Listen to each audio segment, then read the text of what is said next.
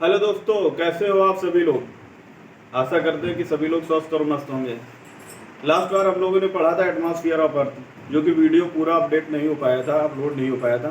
लेकिन हमने जो अपना चैप्टर था पूरा पूरा ख़त्म किया हुआ था। उसी क्रम में उसी चैप्टर को आज आगे बढ़ाते हैं। आइए चलिए देखते हैं।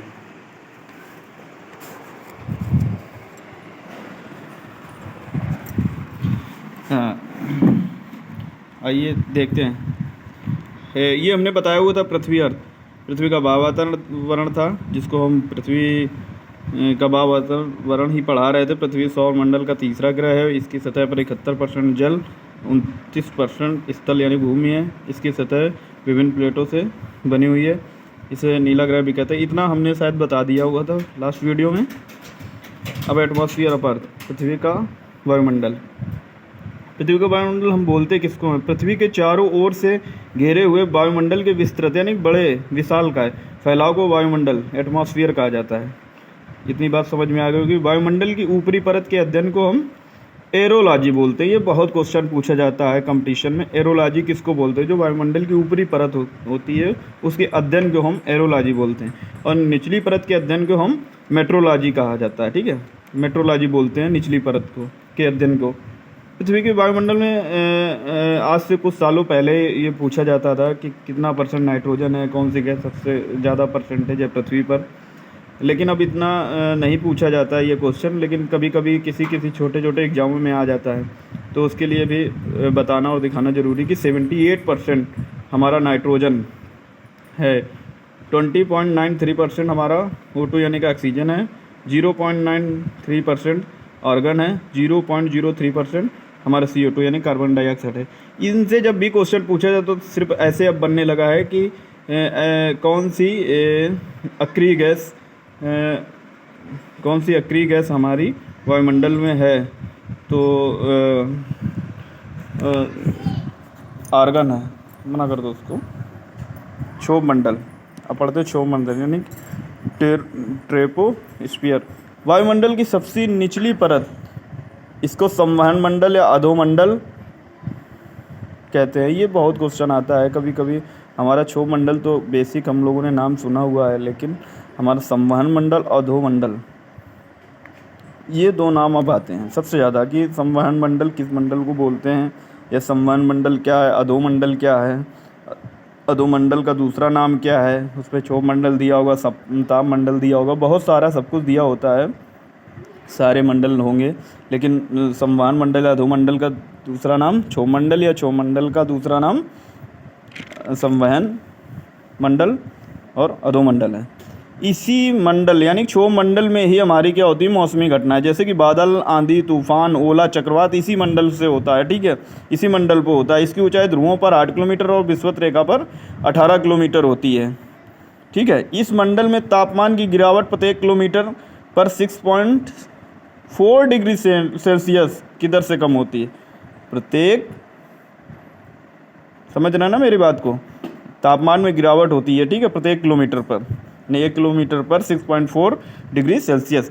अब ये देखते हैं समताप मंडल। ठीक है, इसमें भी कुछ चीज़ें पूछते समताप मंडल में। जैसे इसमें सबसे ज़्यादा पूछा जाने वाला एक ही ये क्वेश्चन है कि वायुयान किस मंडल में उड़ता है या कहाँ पर उड़ता है।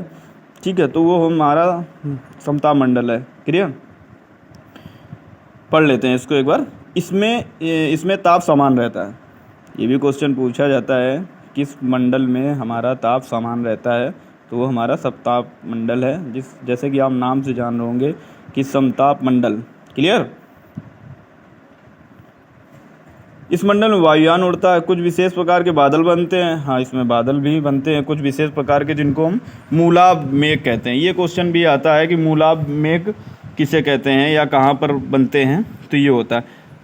पृथ्वी की सतह से 18 से 32 किलोमीटर इसकी मोटाई ध्रुवों पर सर्वाधिक पाई जाती है और विषुवत रेखा पर समाप्त दिखाई देती है।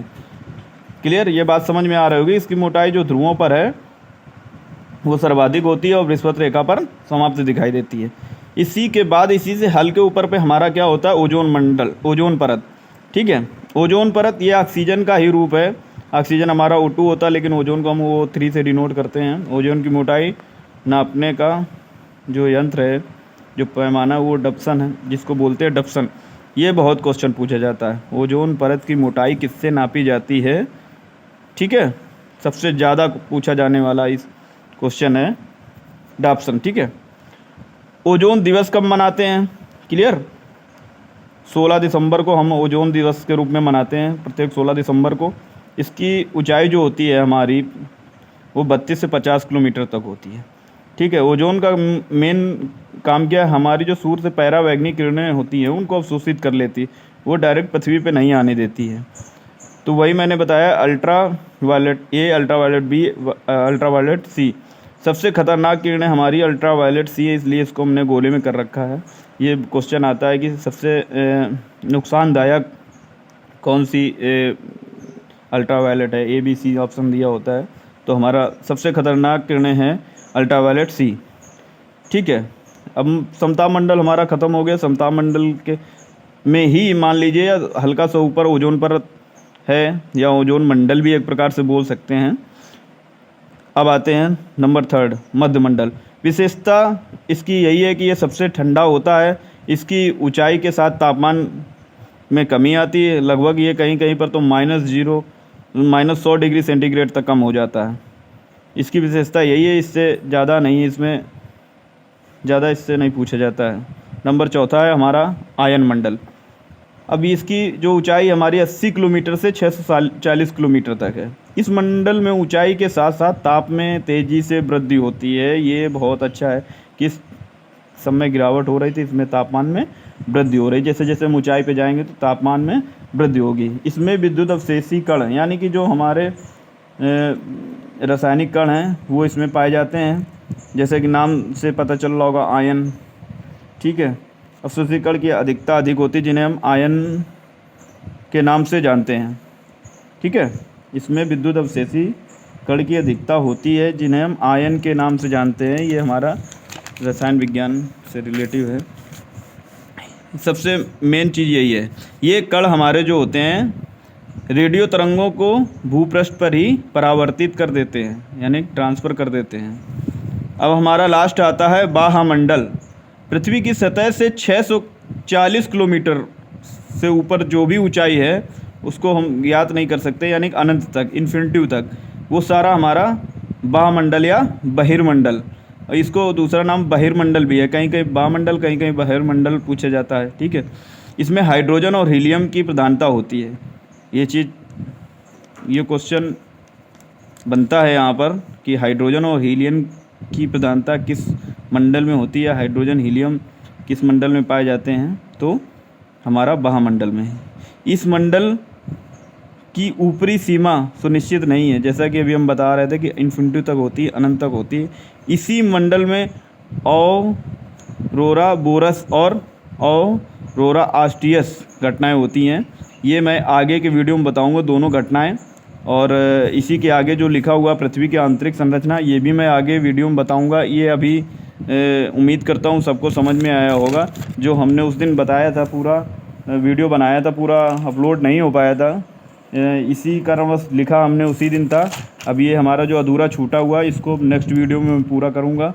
उम्मीद करता हूँ कि ये वीडियो आपको समझ में आएगा, तो लाइक करें और सब्सक्राइब करें। Thank you.